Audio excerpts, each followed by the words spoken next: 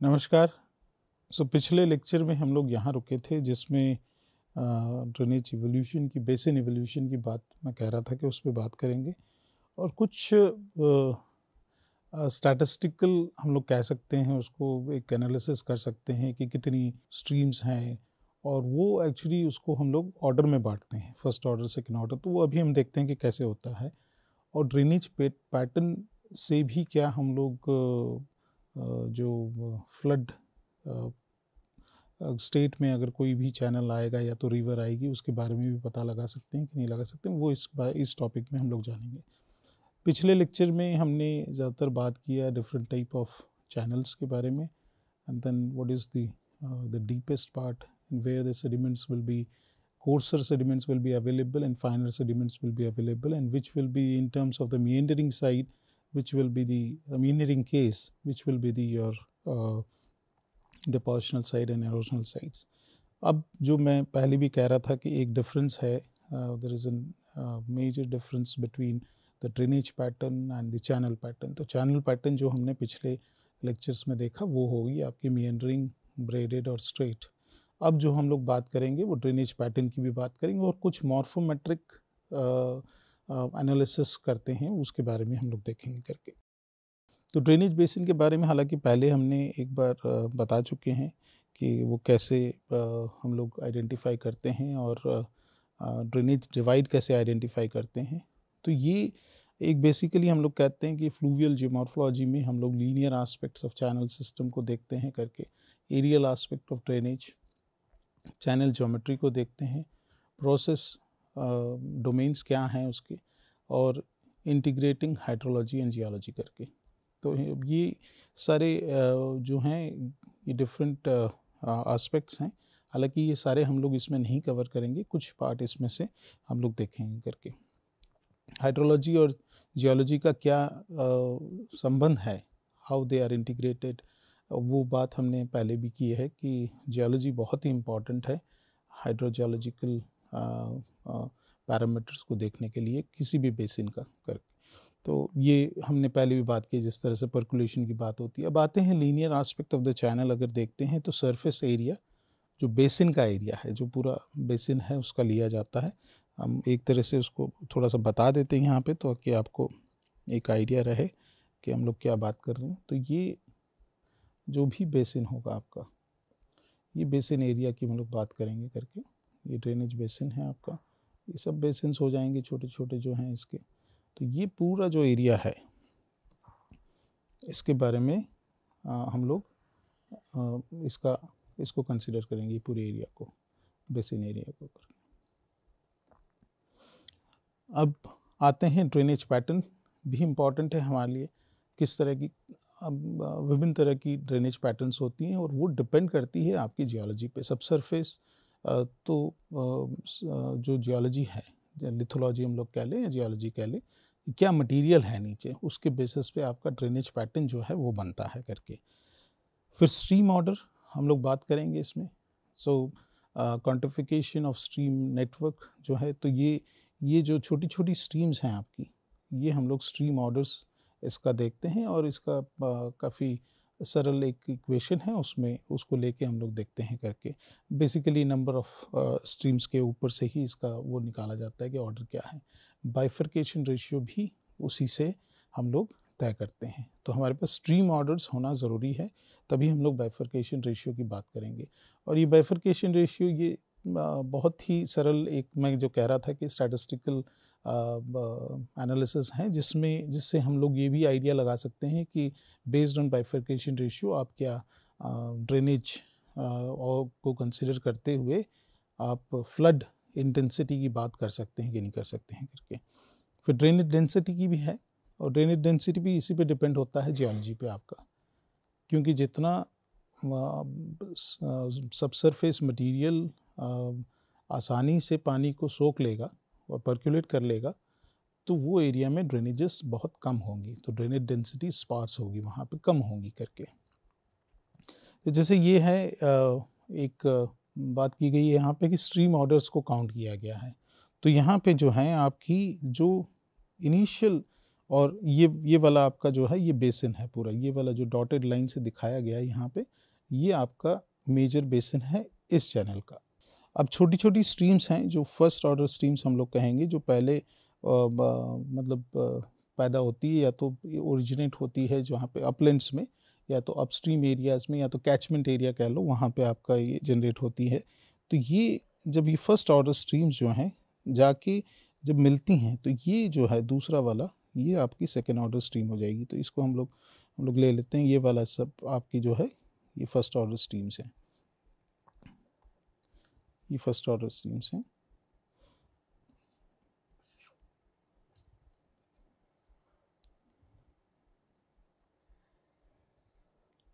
अब इसकी लंबाई पे कोई इश्यू नहीं है, कोई लंबाई कुछ भी हो सकती है आपकी, लेकिन अगर वो दूसरी स्ट्रीम से मिलती है, हालांकि ये जैसे अब ये वाली स्ट्रीम होगी, ये सेकेंड ऑर्डर होगी, क्योंकि यहाँ पे ये आपकी फर्स्ट ऑर्डर ज्वाइन हुई है सारी, तो ये सेकेंड ऑर्डर होगी।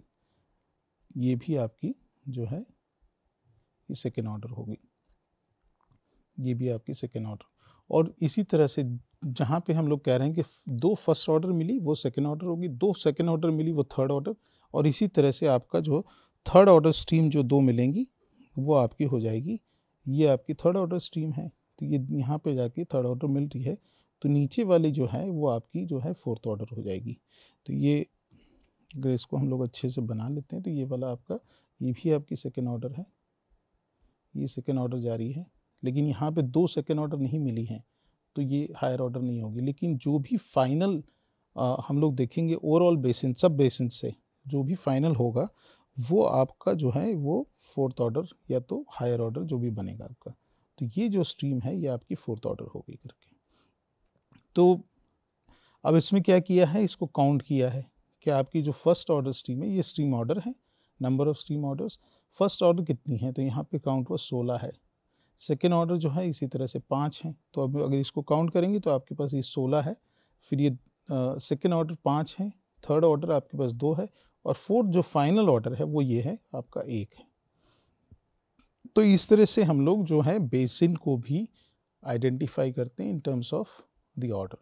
तो फिर इसको कहा जाएगा ये बेसिन क्या है, ये आपका फोर्थ ऑर्डर बेसिन है। और इसका एरिया कैसे निकालें हम लोग, पेरीमीटर निकालेंगे पूरा जो है करके। तो ये एरिया हमको जानना भी ज़रूरी है करके। अब आगे बढ़ते हैं इसमें कि इससे स्ट्रीम ऑर्डर्स से जो हमने देखा, और फिर उसके बाद स्ट्रीम ऑर्डर पे आएंगे हम लोग, ड्रेनेज पैटर्न भी एक बार देख लेते हैं। तो ज़्यादातर जो देखा गया है कि एक ये डेंड्रेटिक पैटर्न देखा जाता है, ये कहाँ पे डेवलप होगा, जहाँ पे हॉरिजॉन्टल जेंटल डिपिंग स्ट्रेटास होगी या सरफेस होगा उस पर बनेगा ये करके। और ज़रूरी है कि इसके लिए होमोजीनियस जियोलॉजी होना चाहिए, जियोलॉजी जो है वो एक सी होगी सब सरफेस। ट्रेलिस पैटर्न ये अमूमन बहुत ही कॉमन देखा गया है, डेवलप्ड ऑन टिल्टेड और फोल्डेड स्ट्रेटा। तो ये हिमालयाज़ में जैसे जहाँ पे भी माउंटेनियस टेरेन है वहाँ पे ये आपको दिखेगा करके, इस तरह का ट्रेलिस पैटर्न। ये क्या होता है, कैसा दिखता है, और वो हम लोग आगे चर्चा करते हैं इसके बारे में। फिर रेडियल पैटर्न, ये भी बहुत कॉमन है। ये अगर कोई भी सेंटर पॉइंट आपका जो है एरिया का, ये अगर ऊपर होगा, मतलब इस तरह का डोम बनेगा, तो ये आपको रेडियल पैटर्न मिलेगी आपको करके। तो ये भी देखते हैं हम लोग, और ज़्यादातर ये वॉल्केनिक एरियाज़ में मिलता है, लेकिन ज़रूरी नहीं है कि हमारे यहाँ पे नहीं मिलेगा। ये कहीं पे भी थोड़ा सा भी इस तरह का एलिवेशन बनेगा और जो डोमल पार्ट जैसे बनेगा, तो वहाँ पे आपको डेंड्रेटिक पैटर्न मिलेगा। तो ये टॉप व्यू जो है ज़्यादातर हम लोग देखेंगे, इसका प्लान व्यू में कैसे दिखता है उसी की बेसिस पे, क्योंकि सैटेलाइट डेटा है, आप उससे भी आइडेंटिफाई कर सकते हैं, इवन आप टोपोग्राफिक मैप से भी ले सकते हैं। लेकिन आजकल जो है सैटेलाइट डेटा काफ़ी ईजीली अवेलेबल है, हाई रेजोल्यूशन, तो उससे आप पता लगा सकते हैं। अगर आपको कोई भी एरिया का टेरेन एवेल्यूएशन करना है तो आप पता लगा सकते हैं। तो आगे बढ़ते हैं, ये देखें तो आपके पास ये जो हैं ये डिफरेंट टाइप ऑफ ड्रेनेजेस हैं करके, जो कि प्लान व्यू में आपका इस तरह की दिखेंगी करके। तो डेंड्रेटिक पैटर्न है, पैरेलल है, रेडियल है, आपका एन्युलर पैटर्न है, फिर ट्रेलिस है, इस तरह की तमाम रेक्टेंगुलर पैटर्न है, तमाम पैटर्न यहाँ पे दिखाए गए हैं। और इसका एक पूरा डिस्क्रिप्शन भी दिया है कि आपकी ये पैटर्न्स जो हैं वो क्या इंडिकेट करते हैं करके। तो कुछ इम्पॉर्टेंट वाली हम लोग देख लेते हैं। फॉर एग्जांपल जैसे कि हम लोग देखें कि डेंड्रेटिक पैटर्न है आपका, तो ये हॉरिजॉन्टल सेडिमेंट्स होंगे अगर यूनिफॉर्म उसका होगा यूनिफॉर्मली रेजिस्टेंट, तो क्रिस्टलाइन रॉक्स, ये हम लोग कहते हैं ज़्यादातर ये क्रिस्टलाइन रॉक्स हैं जो मेटामॉर्फिक रॉक्स होता है, तो और सेडिमेंट्री से मेटामॉर्फिक बनता है, तो वो रॉक्स के बारे में हम लोग ज़्यादातर ये कहते हैं कि उस टेरेन में आपको डेंड्रेटिक पैटर्न मिलेगा। और हालांकि यूनिफॉर्म रेजिस्टेंस होना चाहिए, एक तो ये यूनिफॉर्म टेरेन, उसका मटेरियल भी होना चाहिए टेरेन में, तो ये आपका एक मिलता है। ये कैसे दिखता है वो भी देखेंगे। Type of pattern resemble spreading oak और कैशूनट ट्रीज, बिल्कुल मतलब ये एक पेड़ की श्रृंखला की तरह आपको दिखेगा, ये एकदम बारीकी से इस तरह का आपको दिखेगा ये डेंड्रेटिक पैटर्न। तो ये हम लोग आगे भी देखते हैं इसका कैसे दिखता है, जो पिछले वाले स्लाइड में भी दिखाया। पैरेलल ड्रेनेज आपका indicate moderate to steep slope होगा आपका, but found in area of parallel and elongated landforms. तो ये ज़्यादातर अलूवियल फैन टेरेन्स हैं, वहाँ पे आपको ये इस तरह के मिलता है करके। इसी तरह के सारा डिफरेंट जो ट्रेलीज का मैंने कहा कि ज़्यादातर ये फोल्डेड सेडिमेंट्री सीक्वेंस में मिलता है आपका करके, और रेक्टेंगुलर होगा, ये स्ट्रक्चरल कंट्रोल होता है। जियोलॉजिकल स्ट्रक्चर जो होते हैं जिसमें फॉल्ट हो गया, जॉइंट्स हो गए, तो ये अगर राइट एंगल पे मिल रहे हैं आपके फ्रैक्चर जो हैं, तो ये इसी को फॉलो करता है करके। तो ये चीज़ें भी काफ़ी, रेडियल जो है ज़्यादातर डोमल एरियाज़ में है, या तो कहीं पे भी कुछ अपलिफ्ट हुआ है एरिया को, तो वहाँ पे ये मिलता है। आगे देखते हैं अब ड्रेनेज पैटर्न के बारे में। और डेंड्रेटिक पैटर्न जो है ये इरेगुलर ब्रांचिंग पैटर्न है, ट्री लाइक, बिल्कुल एक मतलब एक बेल की तरह आपको दिखेगा करके, जो कि it is common in massive rocks जो on flat surface. Massive rock ज़्यादातर हमारे जो हम लोग कहते हैं कि इवन ये मैसिव अगर होगा तो ग्रेनेटिक रॉक्स हैं वो भी काफ़ी मैसिव होता है करके, क्वार्ट्जिटिक रॉक्स हैं वो भी काफ़ी मैसिव होता है करके, लेकिन होमोजीनियस मटेरियल अगर है तो वहाँ पे आपको ये मिलेगा करके। दूसरा पैरेलल का भी हमने बात किया कि ये स्लोप जो होगा, अगर आपको थोड़ा सा भी स्टीपर स्लोप होगा और होमोजीनियस रॉक्स होंगे तो वहाँ पे आपको ये गली इरोशन की तरह दिखेगा, और पैरेलल ड्रिल्स दिखेंगे पतले से, जैसे यहाँ पे दिखाए हैं करके, इस तरह के बिल्कुल पैरेलल वो फ्लो कर रहा होगा। और चैनल जो होगा वो नैरो होगा and commonly seen on the gently डीपिंग, slightly gentle भी होगा या तो स्लाइडली स्टीप भी होगा तो भी ये मिलेगा, लेकिन पैरेलल आपको होमोजीनियस मटेरियल में भी मिल सकता है करके। अब दूसरा आता है रेडियल। तो मतलब हम लोग ये देखें कि इसकी जो पैटर्न है उसके बेसिस पे आप सबसरफेस जियोलॉजी के बारे में पता लगा सकते हैं, और ये भी पता लगा सकते हैं कि भाई ये एरिया का सरफेस स्लोप क्या है करके, भाई जेंटल है, स्टीप है, या तो क्या है, उसके बारे में भी आप थोड़ा सा अंदाज़ा लगा सकते हैं। रेडियल अगेन आप इसमें टोपोग्राफी के बारे में बात कर सकते हैं कि इसके सेंटर में जो होगा वो हायर टोपोग्राफी होगी करके, और ज़्यादातर ये देखा जाता है कि ये इस तरह के जो है कोनिकल जो शेप के आपके वॉल्केनोज होते हैं उसमें इस तरह की ड्रेनेजेस मिलती हैं करके। और जैसे मैंने दूसरा भी कहा कि अगर थोड़ा सा वॉर्पिंग भी है तो भी आपका इस तरह का ड्रेनेज मिलेगा करके, radial drainage. Channel marked by, ये रेक्टेंगुलर ड्रेनेज है ज़्यादातर, जो कि हमने कहा कि joint and fractures and faults जो होगा उसके अलॉन्ग ये मिलता है। एंड मैसिव रॉक अगेन, जो मेटामॉर्फिक रॉक्स हैं अगर उसमें फोलिएशन है तो उसके अलॉन्ग भी ये इरोड करके इस तरह के रेक्टेंगुलर पैटर्न बनते हैं। लेकिन ये वहीं बनेगा जहाँ पे आपके पास जो रॉक्स हैं वो फ्रैक्चर्ड हैं और जॉइंटेड हैं, तो उस एरियाज़ में, और फॉल्ट्स भी अगर हैं तो वो भी आपको ये तरह मिल सकता है। ट्रेलिस पैटर्न ज़्यादातर फोल्डेड टेरेन में मिलता है, जहाँ पे क्या होता है कि आपका जो लेस रेजिस्टेंस रॉक्स हैं वो इरोड हो गए हैं, और जो हार्ड रॉक्स हैं उसके अलॉन्ग ये एजेस पे रिजेस बनता है। और ये ज़्यादातर जो है जो ट्रिब्यूटरीज हैं ये ज़्यादातर एक राइट एंगल पे जाके मिलती हैं करके, जो मेन स्ट्रीम है, जो ट्रंक स्ट्रीम है उसको करके। Annular stream is almost circular, concentric path ये भी मिलता है, और ये डोम्स एंड बेसिन ये थोड़ा बहुत मिलता जुलता आपका जो है ये जो रेडियल पैटर्न है उससे है करके। ये कुछ हैं जो स्केचेस हैं या मॉडल्स जो दिखा रहे हैं जिसमें किस तरह के हमको दिखेंगे ट्रेलिस पैटर्न। तो ट्रेलिस पैटर्न जैसे मैंने कहा कि मतलब पेड़ की तरह दिखाई देंगे, या तो आप बेल जो चढ़ती हैं हमारी जो क्रीपर होते हैं उसकी तरह दिखाई देता है ये करके, और इसकी काफ़ी छोटी छोटी श्रृंखला है, और ये हेडवर्ड इरोजन करता है, टूवर्ड्स हेडवर्ड। एक्चुअली हमेशा बेसिन जो बनता है वो हेडवर्ड ही इरोड होके बनता है, मतलब एक अगर यहाँ से ये शुरू हुआ है तो ये ऊपर ही चढ़ता बनता जाएगा करके इसके एरिया में करके। तो ये एक टिपिकल पैटर्न होता है जो कि बेसिन इवोल्यूशन का होता है, और फिर इस तरह से आपका धीरे धीरे बेसिन बनना शुरू होता है करके। और डोमल, जैसे मैंने कहा कि अगर वॉल्केनिक कोन टाइप है तो आपके पास ये स्ट्रीम्स हैं, ये नीचे आती हुई नज़र आएंगी आपके पास सारी बहते हुए। तो ये एक रेडियल, टिपिकल रेडियल पैटर्न जो है सेंटर में। और इसी तरह से एन्यूलर है तो थोड़ा सा अगर फ्रैक्चर्ड एरियाज हैं तो भी वो उसकी तरह से बनता है। तो वो दोनों अमूमन एक एलिवेटेड, सेंटर एलिवेटेड पोर्शन है तो ही हमको दिखता है।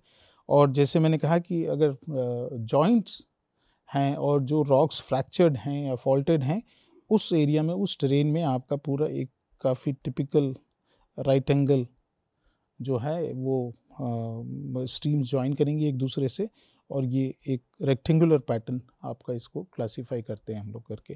ट्रेलिस पैटर्न में जैसे मैंने कहा कि आपका रेजिस्टेंस जो है, रेजिस्टिव रॉक्स जो हैं जो आसानी से इरोड नहीं होते हैं, लेकिन रेजिस्टिव रॉक्स, ये ज़्यादा सेडिमेंट्री रॉक्स जो होते हैं उसमें मिलता है। सेडिमेंट्री रॉक्स में काफ़ी क्योंकि एनर्जी कंडीशंस हमेशा चेंज होती रहती है, मटीरियल डिपोजिशन के टाइम पे, ये तो नदी की भी हो सकती है, दरिया में भी हो सकती है। तो एनर्जी कंडीशन जब चेंज होती है तो कोर्सर फाइनर मटेरियल डिपॉजिट होता है। तो इसी के बेसिस पे आपका रेजिस्टिव और लेस रेजिस्टिव रॉक्स के लेयर्स बनने शुरू होते हैं करके। तो उसको जब फोल्ड आपने कर दिया है, फोल्डिंग हो गया, मतलब आपके पास ये दो लेयर्स हैं जिसमें आपके ये कह सकते हैं कि ये लेस रेजिस्टिव है लेकिन ये रेजिस्टिव है, और फिर इसी तरह से आपके पास ये हैं। जब इसको फोल्ड कर दिया आपने तो इसके बीच का जो एरिया है जहाँ पे भी आपके ये रॉक्स थे जो भी लेस रेजिस्टिव थे, उसको इरोड करते हुए ये इस तरह की ड्रेनेज बनाएगी। तो ये जितनी भी बीच के हैं, जब ये फोल्ड हुआ है तो ये जितनी भी बीच के पोर्शंस हैं इसको इरोड करते हुए ये आगे बढ़ा, जहाँ पे valley cut in less resistant rocks, और जो रिजिस टाइप हैं वो रह जाएंगे जो कि आपके रेजिस्टेंट रॉक्स हैं करके। तो वो आपको मतलब ये वाले पोर्शन में आपका जो है ये लेस रेजिस्टिव रॉक्स हैं, और ये जो रिजिस बन रहे हैं आपके, तो रिजिस जो हैं आपके ये रेजिस्टेंस पे है करके, रेजिस्टिव रॉक्स पे हैं। तो ये इस तरह का पैटर्न जो है टिपिकली फोल्डेड टेरेन में मिलता है।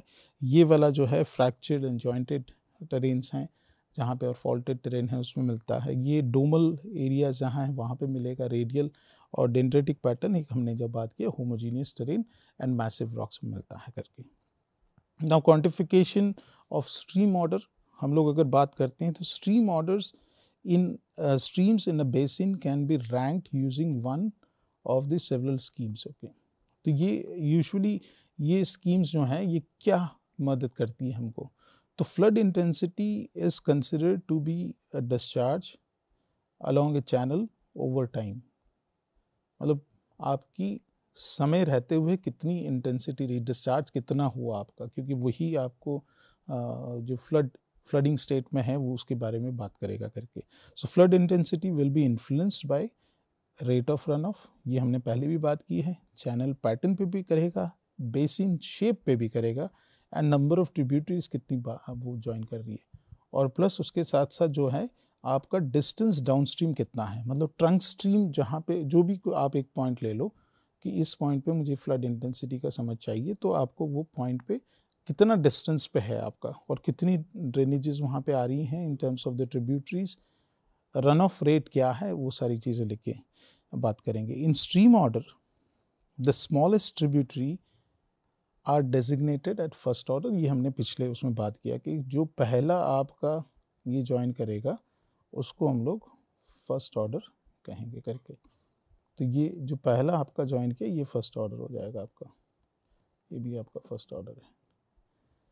Those where first order tributary joins are second order, तो ये जो है ये आपकी सेकेंड ऑर्डर हो जाएगी। और अगर दो सेकेंड ऑर्डर मिल रहा है, मान लीजिए कि ये भी आपका आ रहा है और यहाँ पे आपका ये फर्स्ट ऑर्डर था, तो ये दो फर्स्ट ऑर्डर हो गया, ये भी हो गया और ये भी हो गया आपका, तो ये आपका जो है आगे ये आपका बन जाएगा थर्ड ऑर्डर।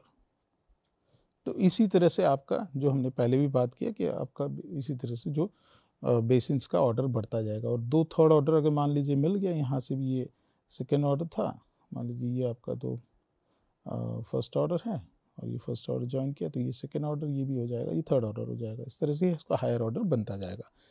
अब ये है कि lower order streams have short time lag. अभी टाइम लैग क्या हम लोग बात कर रहे हैं? Time lag between rainfall and flood. और ये मोर प्रोन टू फ्लडिंग है। तो अगर आपने किसी बेसिन में काउंट किया कि आपके पास जो फर्स्ट ऑर्डर स्ट्रीम्स हैं, लोअर ऑर्डर स्ट्रीम्स हैं, वो ज़्यादा हैं,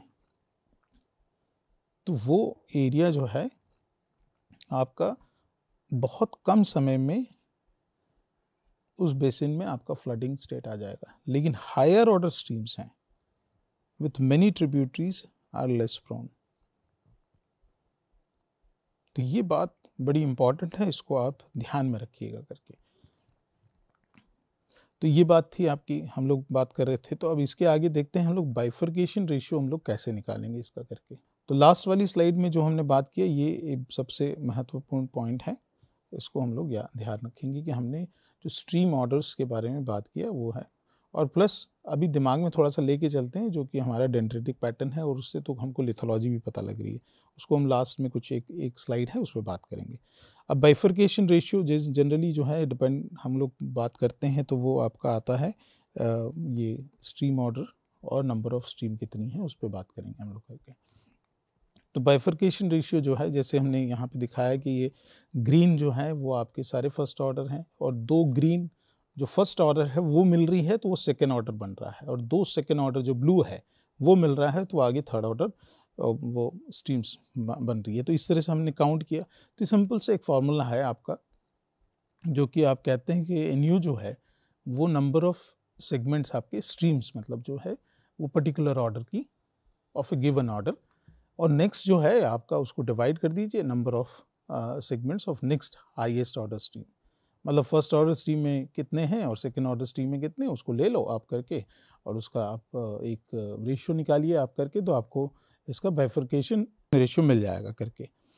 तो ये जो है आपका, मान लीजिए कि NU आपके 10 हैं, जो कि फर्स्ट ऑर्डर हैं आपके वो 10 हैं, और दूसरा जो सेकेंड ऑर्डर जो है आपका वो है आपका नेक्स्ट ऑर्डर जो है वो 3 है, तो आपका वो बाइफर्केशन रेशियो निकल जाएगा 3.3।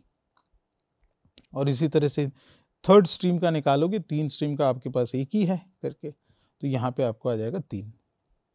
तो ये आपका एक बहुत ही सरल तरीका है और इसको भी आप इस्तेमाल कर सकते हैं। हालांकि देखने से भी आपको पता लग जाएगा कि ये स्ट्रीम्स यहाँ पे ज़्यादा हैं कि नहीं, क्योंकि हम लोग फिर इसके बाद इसके बेसिस पे हम लोग डेंसिटी की भी बात करेंगे, डेंसिटी की। तो अभी हम लोग देखते हैं कि ये 2 हमको मिला है करके। अब इसको कैसे क्या इस्तेमाल होता है करके, तो drainage network of river basin, और जैसे मैंने कहा था कि हम लोग चैनल पैटर्न भी देखेंगे और शेप ऑफ द बेसिन भी उसको कंसिडर करेंगे। तो लेकिन यहाँ पे हम लोग थोड़ा सा बात करते हैं कि drainage network of a river basin, shape and channel pattern are the most vital morphometric factors that plays significant role in increasing rate of flow through the drainage system। मतलब ये है कि आपका जो ड्रेनेज बेसिन का shape है, drainage pattern है, drainage network है, इसको सबको साथ में लिया गया है करके, और ये आपको बताएगा कि भाई यहाँ पर रेट ऑफ फ्लो क्या हो गया। हमें बेसिकली हम लोग जो है चिंतित हैं वो फ्लडिंग स्टेट में क्या आएगा करके उसके बारे में देख रहे हैं। तो कभी कभी ये भी देखा गया है कि अगर बाइफर्केशन रेशियो ज़्यादा है आपका, even with higher RB value in elongated basin, the hydrograph is very smooth.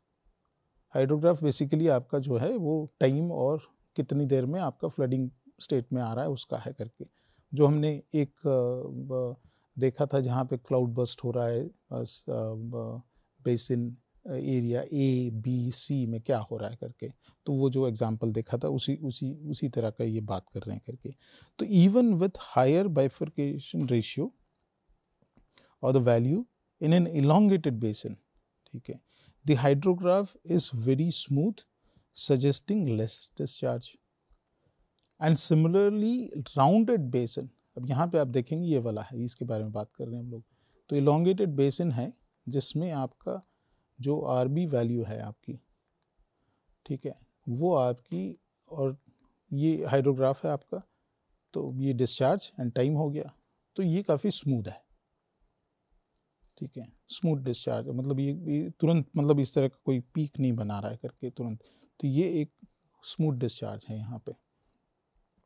लेकिन अगर हम लोग ये देखते हैं कि ये एक राउंडेड बेसिन है करके, जिसमें बाइफर्केशन रेशियो है जो लो है, और ज़्यादातर ये देखते हैं कि अगर हायर बाइफर्केशन है तो उस एरिया में आपका हाइड्रोग्राफ काफ़ी पीक पे होगा। लेकिन यहाँ पे ये थोड़ा सा अलग सा है। तो ये एक एग्जांपल इसीलिए लिया गया है कि भाई बाइफर्केशन रेशियो जो है आपका इवन दो हाई है, लेकिन आपका टाइम लैग ज़्यादा हो रहा है यहाँ पे करके, ठीक है ना, डिस्चार्ज जो है वो कम है।